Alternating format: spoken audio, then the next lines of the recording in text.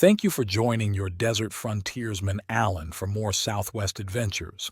Please leave a like, comment, share, and subscribe. For future videos, hit the notification bell. Check out my large catalog of Southwest history and legends. Relax and enjoy.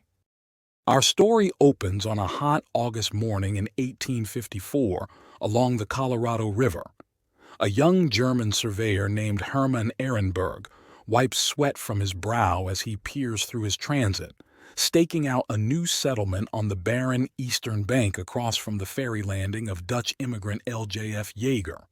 Ehrenberg is accompanied by 4 other dusty and travel-worn men, including the ambitious Charles D. Poston, who has visions of colonizing this new southwest frontier. They have just spent 6 grueling months exploring unmapped parts of the Arizona Territory and northern Mexico. Now, at journey's end, they lack the $25 fare to cross the river on Jaeger's ferry. Not one to accept defeat, Ehrenberg hits upon a clever scheme with Poston to trick the stubborn ferryman. He sets about conspicuously surveying a 936-acre town site, driving stakes into the sandy soil and sketching grand plans, while spreading rumors of a new rival steamboat landing and a city to be called Colorado City. When word reaches Jaeger across the river, he can't bear the thought of competition cutting into his monopoly. He agrees to let the entire scruffy lot cross over in exchange for just 2 of the speculative town lots. And so, in a twist of frontier trickery, the foundations of what would become Yuma, Arizona are laid. But who is this worldly German engineer and adventurer, Hermann Ehrenberg? Our tale goes back to his birth in 1820 in Saxony, Germany. The restless young man runs away from home at just 15 years old, bound for New York. New Orleans is next, where news is crackling with word of conflicts out west. Ehrenberg joins up with the New Orleans Grays militia to fight for Texas independence from Mexico, gaining first combat experience at the December 1835 Battle of San Antonio. In March 1836, Ehrenberg is among 445 captured Texan soldiers imprisoned at Goliad. Just as they ready to celebrate imminent release, Santa Anna's troops receive orders for merciless execution. On Palm Sunday morning, Ehrenberg is forced out with his comrades toward likely doom. But as the firing squad volleys roar out, he throws himself to the ground, surviving along with just 26 other prisoners in what becomes known as the Goliad Massacre. Playing dead in the chaos, Ehrenberg crawls off to the San Antonio River with sword slashes scarring his face. Left for dead again by a pursuing Mexican officer, the scrappy teenager is later freed by General Jose Urrea. Ehrenberg rejoins the Texans in time for their decisive victory at San Jacinto, cementing Texas independence. He sails back to Germany to write one of the first books on the Texas War, helping spur German migration to the new Republic of Texas. Restless again by 1844, Ehrenberg travels overland to the wilds of the Oregon Territory, where he spends 2 years surveying and mapping. His adventures continue on islands across the South Pacific. Then, hearing rumors of gold, he sails to Alta California just as the Mexican-American War breaks out. He serves at La Paz and other hotspots along the Baja California Peninsula before discharge in Monterey, as gold fever sweeps Alta California in 1848. Ehrenberg joins the stampede to the Sierra foothills, spending years mining and surveying claims across Northern California. By 1854, lured by new uncharted frontier, Ehrenberg joins Poston to explore and map the newly acquired Gadsden Purchase lands along the Mexican border. Their information facilitates early American settlements in Arizona. Ehrenberg makes Tucson his home as Poston vigorously promotes their Sonora exploring and mining company. Despite Apache raids and Civil War strife that displace settlers, Ehrenberg and Poston kindle lasting interest in Arizona mining. By the mid-1860s, Ehrenberg is now a man of some means after years of elusive fortune, but it is not to last. In October 1866, while camping near the Dos Palmas stagecoach station, Ehrenberg is shot dead in the darkness for the $3,500 in gold dust he was carrying. The next year, prospectors establish a new mining camp upstream along the Colorado River across from Bradshaw Landing.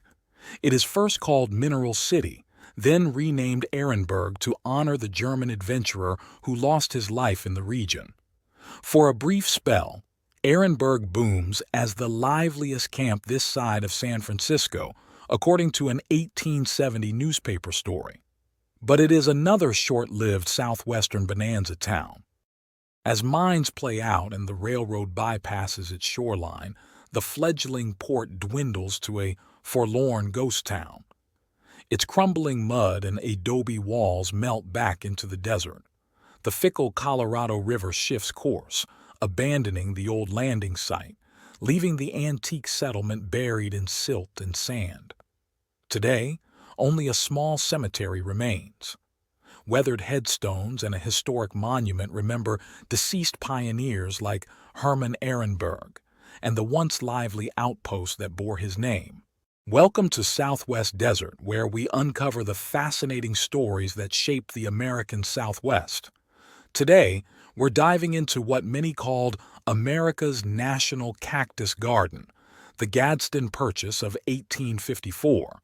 It's a tale of railroads, gold, and a $10 million gamble that would prove far more valuable than anyone imagined. Picture this.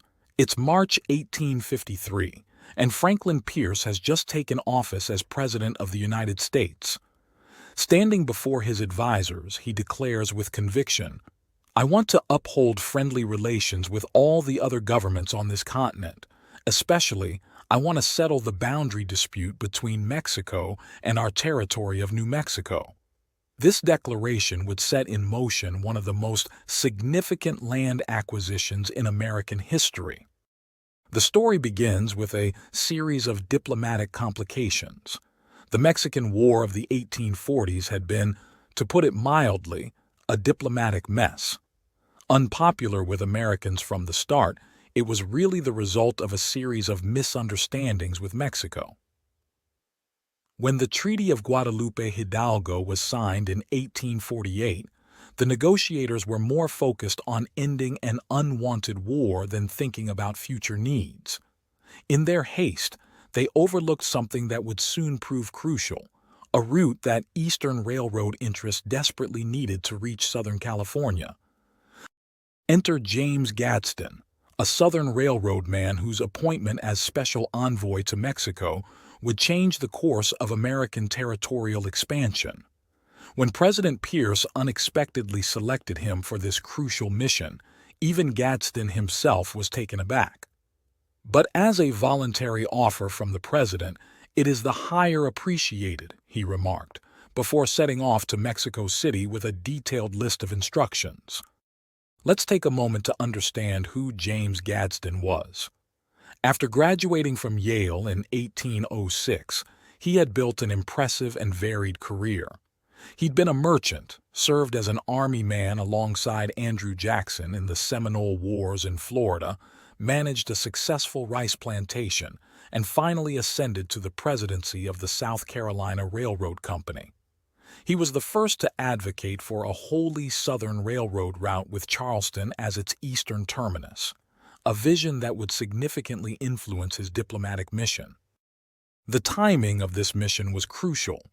The Southwest had been transformed by the 1848 California gold rush from a remote frontier into a vital corridor of American expansion. Settlers were pouring west by the thousands, and the need for a reliable transportation route was becoming impossible to ignore. A corps of engineers under Cook had surveyed the Rocky Mountains and identified the Gila River route as the optimal path to link the East with the newly opened West. There was just one significant problem. The best pass crossed through Mexican territory. This presented a delicate diplomatic challenge. Due to the instability of Mexican politics, American officials insisted that any railroad route needed to be wholly on American soil.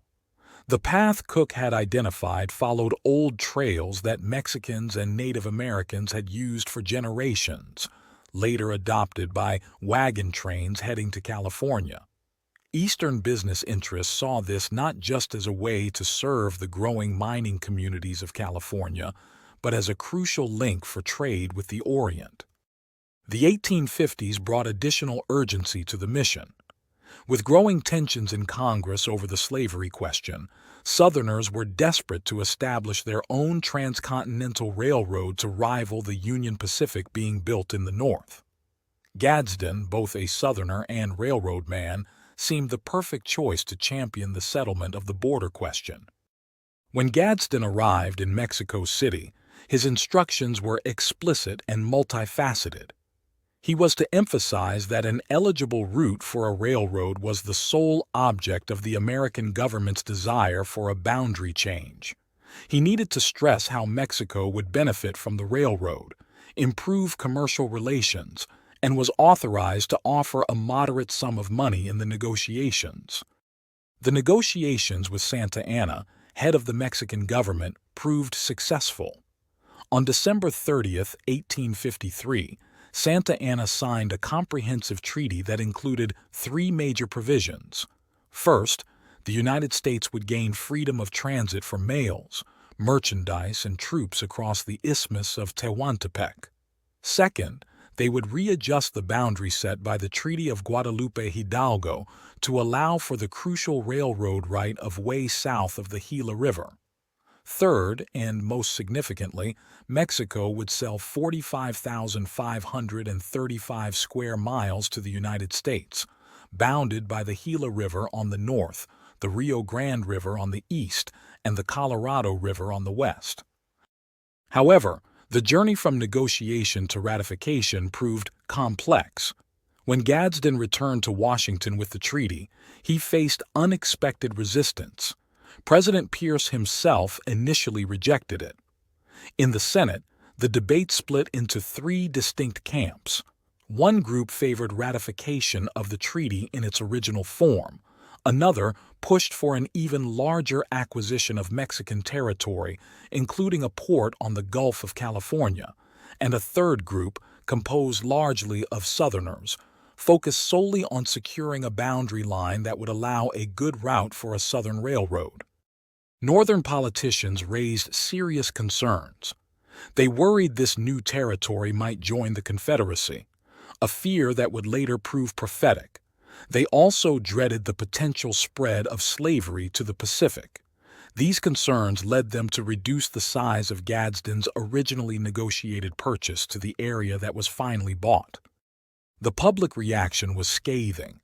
Critics mockingly dubbed the purchase "our national cactus garden" and "rattlesnake heaven." The renowned frontiersman Kit Carson dismissively declared that a wolf could not make a living upon it. Thomas Hart Benton condemned it as desolate, desert, and God-forsaken.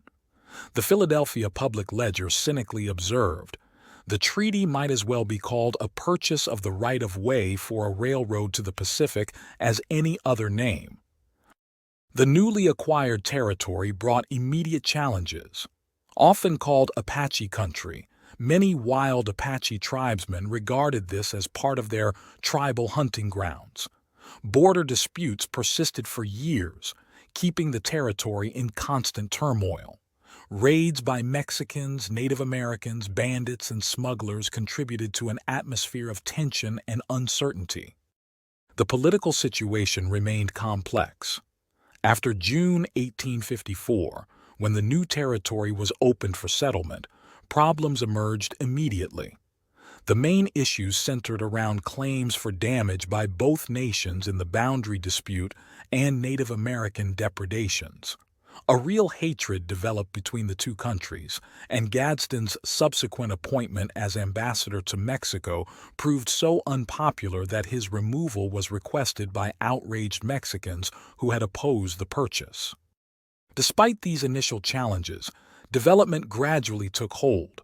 One of the earliest pioneers to arrive after the purchase was Charles D. Poston, known as the Father of Arizona. He established the Heinzelman Ore Mine, 30 miles from Tubac, and organized the Arizona Mining and Trading Company and a copper mine at Ajo in 1854. The discovery of gold along the Gila in 1858 further accelerated development. The territory's vast size presented administrative challenges. Tucson, the largest city in the Gadsden Purchase area, was 500 miles by stagecoach from the capital at Santa Fe.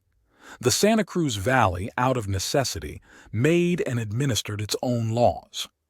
In 1857, a bill was introduced in Congress to make the Gadsden Purchase a separate territory, though this petition was denied for several years.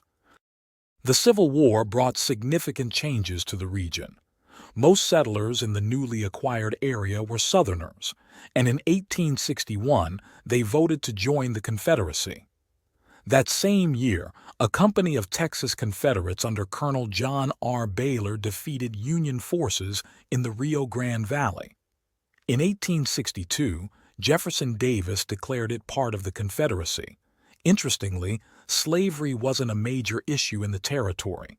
In 1861, only 22 Negro slaves were counted, though captured Native Americans and Mexicans had long served as slaves. The post-Civil War years brought rapid development. The first railroad track was laid in 1878, initially called the Atlantic and Pacific, later becoming the Atchison, Topeka, and Santa Fe. This brought a flood of prospectors and capitalists for the great mining boom of 1879. The Pecos Valley emerged as a thriving agricultural center in 1888, aided by the discovery of artesian water. The completion of a telegraph line from Fort Leavenworth to Santa Fe in 1869 marked an epoch-making event for the territory, and by 1868, daily mail from the east had dramatically improved communication. The numbers tell an impressive story of growth and development. From 61,547 people in 1850 for the whole of New Mexico Territory, the population exploded to 749,587 for Arizona and 681,187 for New Mexico by 1950. The region's mineral wealth proved staggering.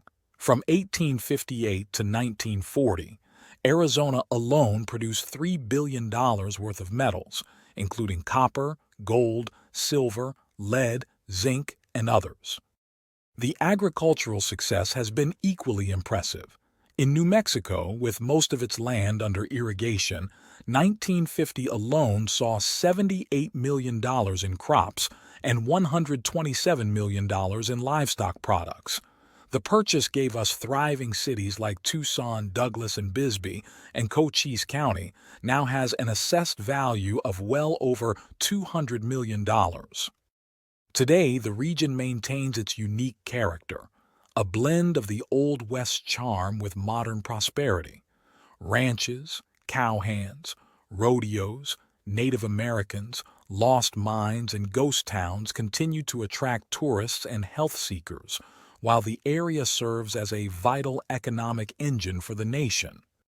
Looking back, that $10 million price tag, which seemed astronomical in 1854, now represents what the region produces in value every single month. Perhaps the greatest irony. Many now believe we should have bought more when we had the chance. When Congress later changed their minds about acquiring land all the way to the Gulf of California, the Mexicans weren't willing to sell any more territory. The Gadsden Purchase stands as the last addition of territory adjacent to the continental United States, a fitting finale to America's continental expansion, and a testament to the sometimes hidden value in seemingly worthless land. This has been Southwest Desert. Join us next time as we uncover another fascinating chapter in America's Southwest past. Welcome to the Southwest Desert Podcast, where we explore the history and landscapes of America's Southwest. I am your host, Alan. In today's episode, we'll be following the journey of Elisha Hunt and his Mormon Pioneer band as they trek through the harsh Mojave Desert in search of their promised land. Please give a like, comment, and follow. Please hit the subscribe button. Our story begins in 1851, when a long train of covered wagons lumbers slowly across the upper mesas of the Mojave. The wagons, heavy wooden boxes on large creaking wheels, are drawn by oxen, their ribs protruding from hunger and exertion. The bearded men driving the oxen with whips and cries are Mormon pioneers, accompanying their leader Elisha Hunt to establish a new settlement for their people. Inside the wagons, behind tattered canvas flaps, women and children gaze out, their faces etched with thirst and want. The decision to send pioneers to California came straight from their leader, Brigham Young, the great Mormon prophet himself. In a divinely inspired vision, he saw an arrowhead-shaped mountain pointing to the spot where a colony should be built. Elisha Hunt leads this band of chosen people to answer that vision. The journey began back in March, when they left their settlement in Salt Lake. They traveled south across Nevada's Meadow Valley Wash and into the unforgiving Mojave Desert, stopping at places like Dry Lake and Las Vegas Springs to collect meager water. The wagons are so large and heavily laden that they cannot take the regular trails. Long, wearying detours must be made around obstacles. By the time they reach the eastern border of the Mojave, almost all their supplies are gone. On the horizon sits their destination, the sharp, imposing peaks of the San Bernardino Mountains. But before they can reach those mountains, they must cross the strange forests of the upper Mojave Plateau. The trees blanketing the mesas are utterly foreign, their odd foliage unlike anything the pioneers have seen. To minds and bodies drained by the journey, it seems an oasis, almost Edenic in its abundance. The trees, with spiky leaves and clusters of creamy flowers, came to be known as Joshua trees, after the biblical figure Joshua, the biblical prophet who asked the sun to stand still. The arrival of clouds and cooler temperatures seemed to echo this fanciful connection. Elisha Hunt sees divinity in their discovery. With the promised land so close, the optimism of the pioneers is renewed. They force their wagons down the western side of Cajon Pass, reaching an area later called Sycamore Grove. It is only 4 miles from the summit. At this green-shaded spot, the leader and pilgrims gaze up at last upon the prize Brigham described, a perfect arrowhead ridge atop the sheer eastern wall of the San Bernardino Valley. Elisha leads the travelers once more, traveling the last few miles to establish the colony of San Bernardino in the valley below. The distinctive arrowhead peak of the San Bernardino Range has been an iconic landmark for travelers ever since Hunt's pioneer odyssey. His experience also brought lasting fame to the unusual, stretched and spiky trees that became his caravan's heralds of the Promised Land. The Cajon Pass area becomes an oft-used thoroughfare for pioneers and settlers, but that arrowhead landmark keeps its almost holy significance. Today, a monument at Sycamore Grove commemorates Elisha Hunt's Oregon and California-bound Mormon wagon train, who ended their long pilgrimage and founded San Bernardino under its direction. The trees that so amazed and inspired the pioneers are still known by their nickname of Joshua. Unique to the Mojave Desert, the Joshuas thrive where little else can grow. Their spiked, irregular fronds whisper in the desert winds, holding an air of mystery. Framing sunsets, silhouetted against lavender dusk skies, they remain captivating residents of the landscape. The craggy old Joshuas witnessed wagon trains like Elisha Hunt's time and again. Their water and shade gave relief to thousands journeying through the Mojave towards their own promised lands. The trees bend their tough branches not in supplication, as the Mormons had thought, but in obstinate life. 170 years later, pioneers still seek out these curious forests and solitary Joshuas. Their determination to thrive and vary has made them icons of the mythic Desert West. Welcome to another episode of the Southwest Desert, where today we will explore the fascinating history of the American Southwest through the journeys along its waterways. In this tale, we'll recount the thrilling 1857-58 expedition of the steamboat explorer up the Colorado River, led by Lieutenant Joseph C. Ives of the U.S. Army Corps of Topographical Engineers. This expedition aimed to determine the navigability of the Colorado River and pave the way for later exploration and development in the region.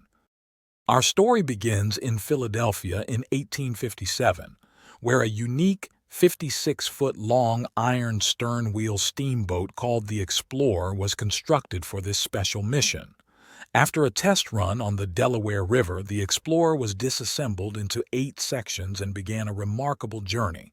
Shipped by boat to Panama, carried overland across the Isthmus, then by boat again to San Francisco, and finally to the mud flats at the mouth of the Colorado River on the Gulf of California. There, under the direction of Lieutenant Ives, the Explorer was reassembled in December 1857. The Explorer had a few notable features and flaws. In the center of the deck sat a massive boiler which proved too heavy and compromised the steamboat's stability. As a makeshift solution, the crew bolted 4 long wooden beams to the bottom of the hull. This clumsy modification would later cause problems in navigating the Colorado's shallow channels and countless sandbars. Ives was joined by an interesting cast of characters on this expedition. Engineer A.J. Carroll from Philadelphia, physician and geologist Dr. J.S. Newberry, topographer F.W. Egloffstein, a veteran of the 1853 Fremont expedition, P.H. Taylor and C.K. Booker, assistants in charge of astronomical and meteorological observations, and artist and naturalist H.B. Mulhausen. A small detachment of 25 soldiers under Lieutenant Tipton was also meant to provide a military escort, but they traveled overland and didn't catch up to the Explorer until much later.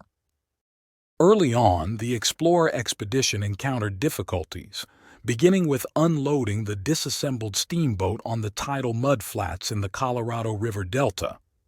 With no proper dock, Captain Walsh of the delivery ship Monterey had to maneuver as close to shore as possible during a high tide and deposit the Explorer's pieces directly onto the muddy banks.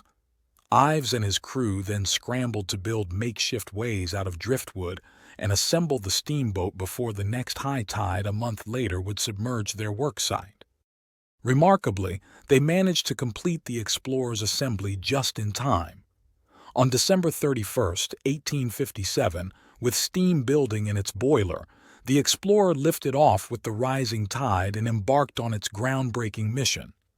The crew made it to Yuma a week later, on January 9th, where they stopped to make final preparations. As the Explorer set off upriver from Yuma, it was greeted by crowds of cheering Yuma Native Americans lining the shores, met with a blast from the steamboat's whistle. Ives noted the Yumas' amusing attempts to adopt Western clothing, with tall, handsome warriors strutting around in ill-fitting hats and ragged jackets. As the Explorer pushed upriver, the crew faced constant challenges from the unseasonably low water levels that winter. Again and again, the steamboat ran aground on the many sandbars in the winding channel, forcing the men to tirelessly bail out and tow the vessel to deeper water. They soon noticed an interesting pattern.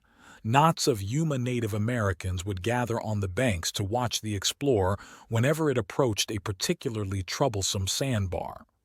Engineer Carroll began slowing the engines whenever he spotted this, taking it as a sure sign of navigational troubles ahead. Ives wasn't sure if the tribes intentionally chose vantage points to observe the steamer near the worst spots, and if their villages just happened to be close to the river's most fordable sections. Further upstream, the Explorer entered the territory of the Chemehuevi tribe, who Ives described as sharp-witted. Having less experience with steamboats, the Chemehuevi watched the explorers' arduous progress in a state of amused contempt, demonstrating to Eve's Yuma guides how easily they could travel on foot or pole rafts without any fuss. The Chemehuevi took great delight in the explorers' constant groundings, at first, but their laughter eventually turned to pity, and they began pointing out the shallowest parts of upcoming bars to Captain Robinson. In one humorous anecdote, Ives described an old Chemehuevi woman's outrage when Robinson ignored her well-meaning directions and prudently steered around a sandbar. The woman's charitable intent quickly flipped to fury, and she ran along the bank spewing curses at the captain until the explorer passed out of earshot. Upon reaching the Mojave Valley, Ives was struck by the impressive stature and bearing of the Mojave people. The men, wearing little more than loincloths, had muscular, sometimes gigantic physiques and mostly bright, friendly faces. He noted the Mojave women's looks varied significantly with age, the young ones being quite lovely and slender, while older women tended to be short and stout. Mojave children, nude in the attire they were born in, cheekily mimicked the explorer crewman taking soundings, echoing his calls from the riverbank. Communication often proved difficult, as messages had to be relayed from Ives to his Polish translator Mr. Bielowski in English, then to the Diegueno guide Mariano in rough Spanish, on to the Yuma-speaking Capitan, and finally delivered to the Mojave in their tongue. Ives never knew what transformations his statements underwent, but occasionally noted the perplexed reactions. The Mojave, despite their valley's scant resources, brought provisions of corn and beans to trade.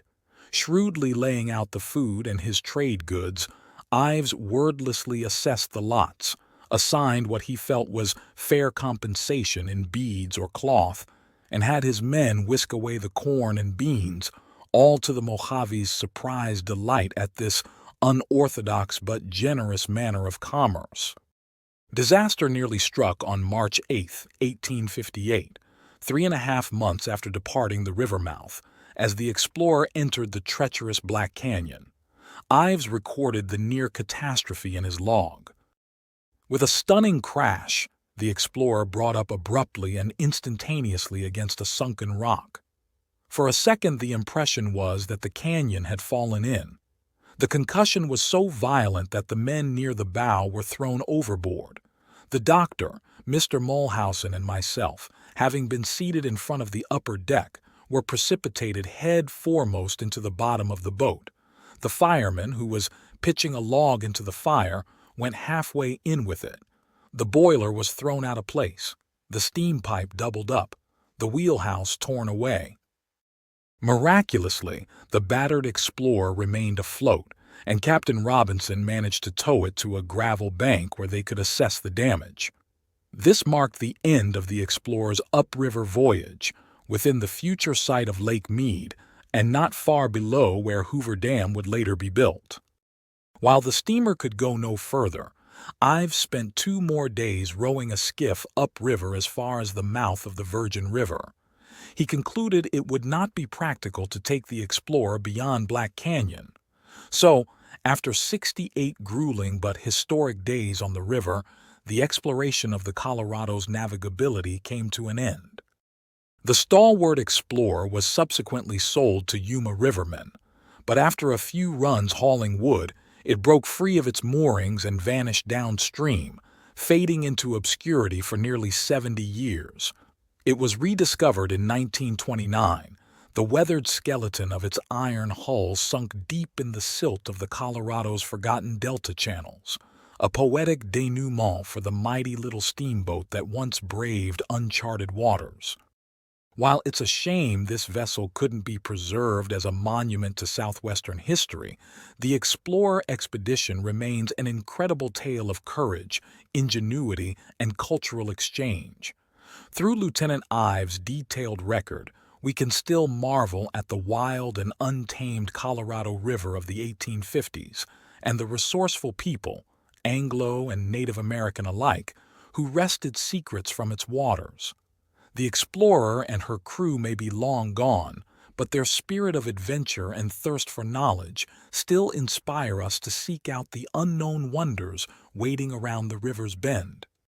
Join us next time for more adventures steeped in the lore of the American Southwest. Before the railroad reached the American Southwest in the late 1800s, the Colorado River served as a crucial transportation artery for the mining industry and military operations in the desert regions of Southern California and Arizona. Navigating this hazardous waterway in shallow draft paddle wheel steamboats demanded exceptional skill, courage, and ingenuity from the boatmen who worked its waters. Foremost among these brave river captains was Isaac Palamas, whose long life and career spanned the rise and fall of Colorado River steam navigation. Born in New York City in 1828, Isaac Palamas literally grew up on the water, working alongside his father on a Hudson River steamboat. At age 18, young Isaac joined the throng of Argonauts drawn to California by the discovery of gold. After an epic 327-day voyage around Cape Horn, he tried his luck at placer mining on the American River. But when a flash flood swept away all the supplies he and his companions had laboriously hauled in, Palamas decided to go back to doing what he knew best. He hired on as a steamboat hand on the Sacramento River. By the early 1850s, sailing ships from San Francisco were making regular runs to the mouth of the Colorado, where they exchanged freight with shallow draft paddle wheelers for delivery to settlements and military posts farther upstream. In 1856, Isaac Palamas relocated to the tiny steamboat landing at Yuma, Arizona, to take a job with George A. Johnson's Colorado Steam Navigation Company. At that time, Yuma's entire population could fit comfortably inside the settlement's only permanent structure, a 100 by 25-foot adobe building divided into 4 rooms. 2 of the rooms served as office and warehouse space for the navigation company, while the other 2 were occupied by the general merchandise firm of George F. Hooper and Company, together with his friend and fellow New Yorker David Neer, who became the steamboat company's chief engineer. Palamas worked to establish Yuma as the key transshipment point for goods moving between San Francisco and the mines and military installations of the Gadsden Purchase lands. The deck crews of the company's paddle wheelers were made up entirely of local Native Americans, who were paid 50 cents per day. As the Native Americans could not count money, each crew member kept track of his days worked by tying knots in a string worn around his neck. On payday, the captain had to hand each man a separate half-dollar coin for each knot in his string.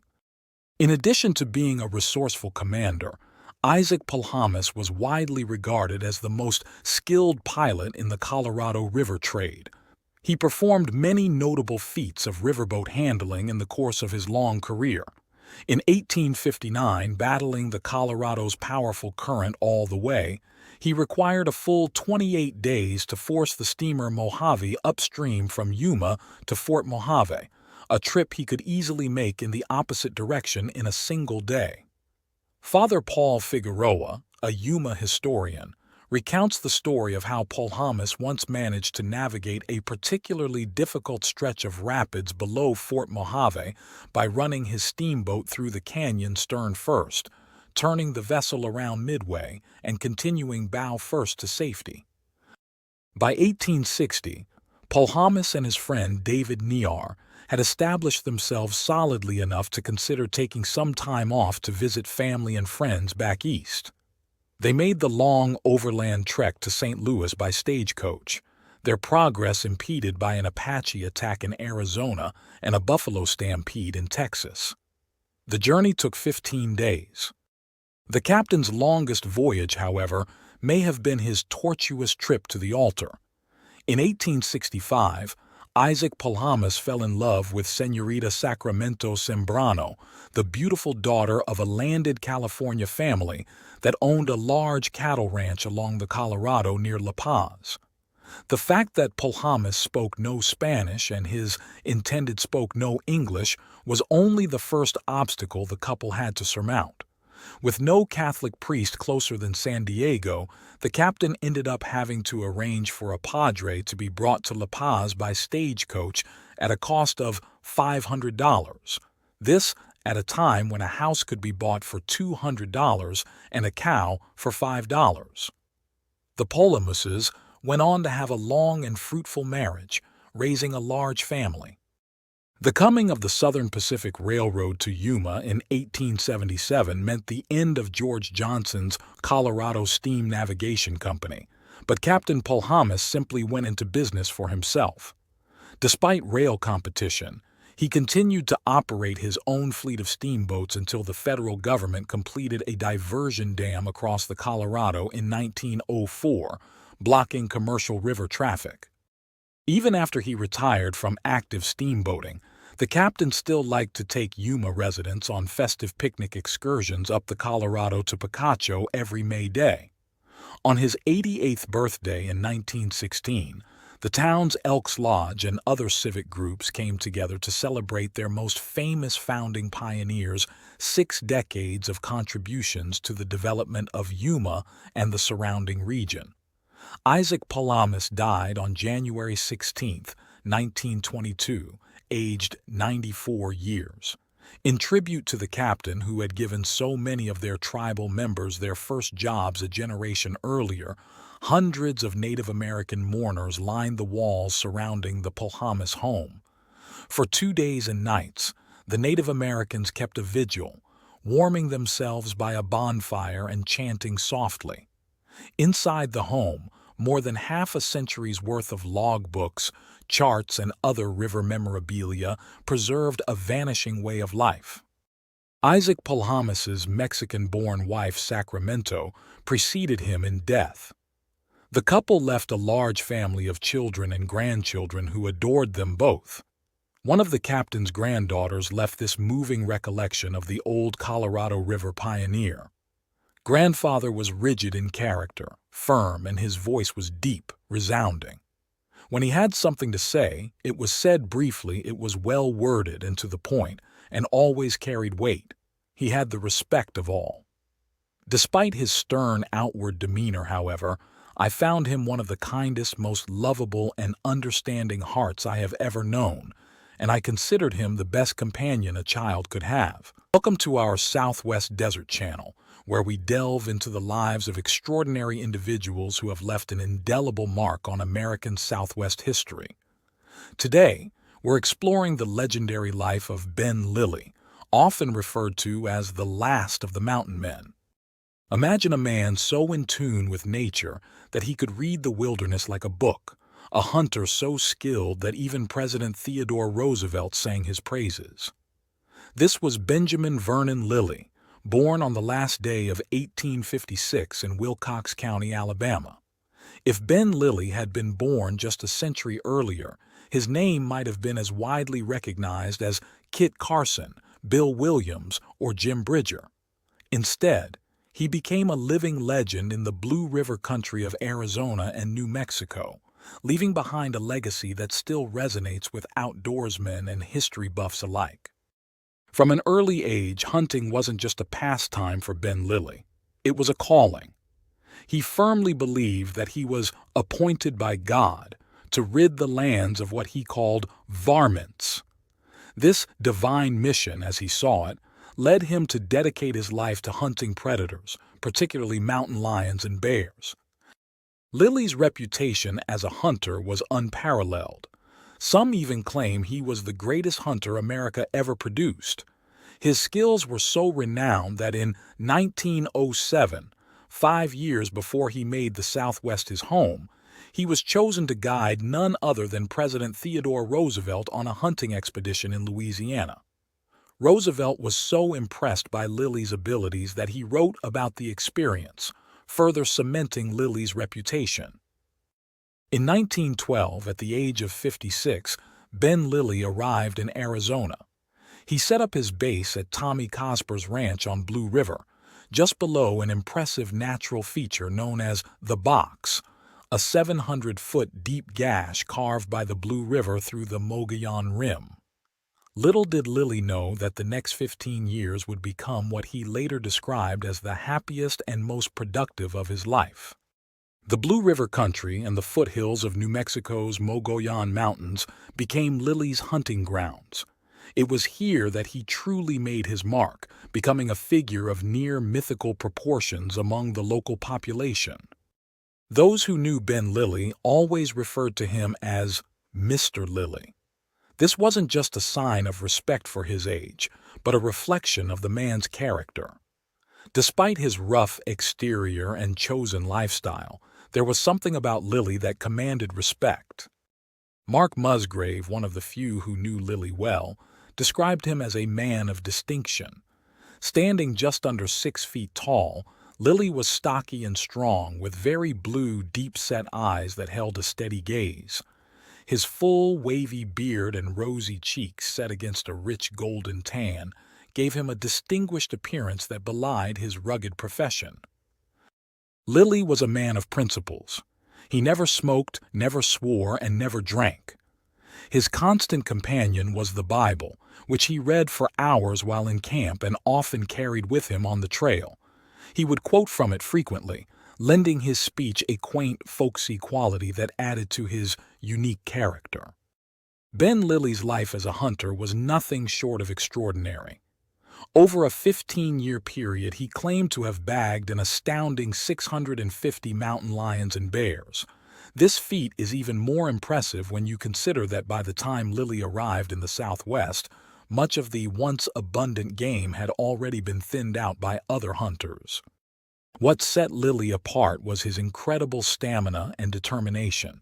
He could go for days with nothing more than a bit of cornmeal while on a fresh trail.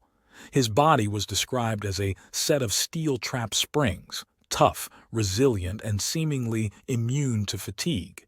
Lilly would trail an animal to the very end, often literally wearing out his prey before giving up.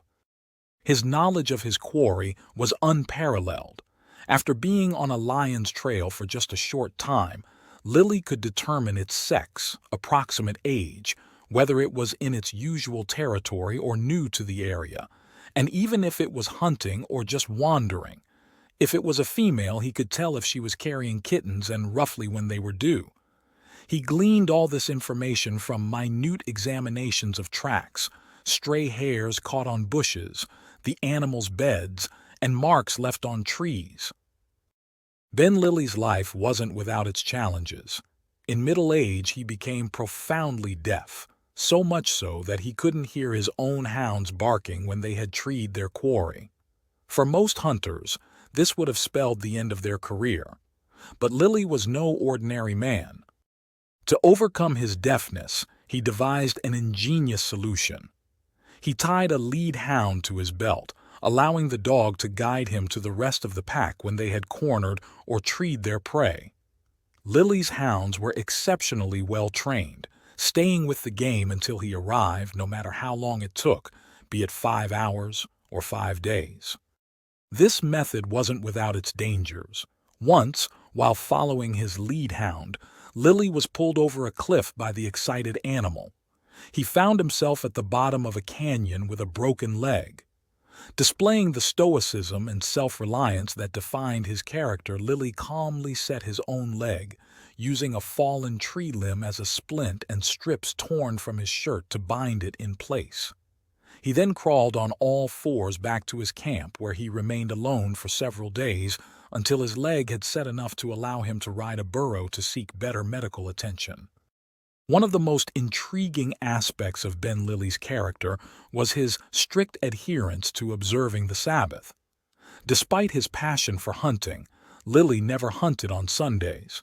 Even if he was close to catching a lion on Saturday night, he would call off his dogs until Monday morning. The only exception to this rule was if he lost track of the days and inadvertently hunted on a Sunday.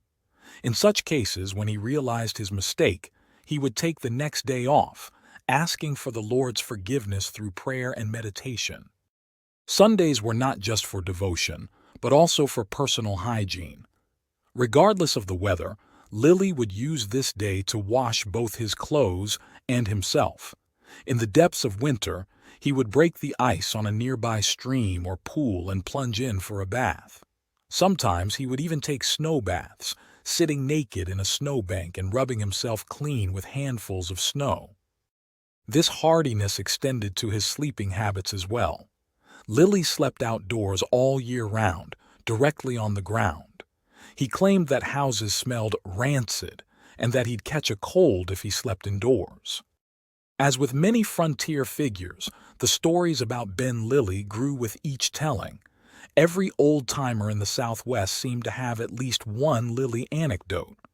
While it's difficult to verify many of these tales now, it was generally believed that anything Lilly wrote down was as close to the truth as he could make it.